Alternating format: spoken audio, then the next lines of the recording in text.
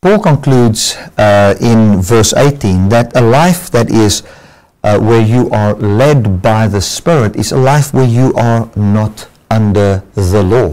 Now I believe the law that he's talking about here comes from the previous passage where he talks about a law where the good that you don't want to do or the good that you want to do you don't do, and the bad law that, or the bad thing that you don't want to do, that you do. He says, we who live by the Spirit, we are free from that law.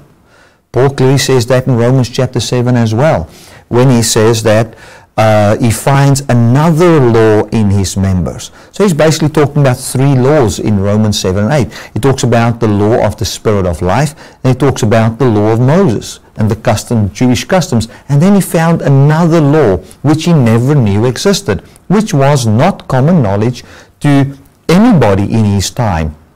It was felt by everyone, but it was not coined, if you want to call it like that. It was not expressed. And Paul said, I found another law, and that's a law in my members, that the good thing that I want to do, I cannot do it when I'm under the law of Moses or when I seek justification by the flesh. And now he comes here in verse 18, and he simply says that that when we are led of the Spirit, we are not under that law.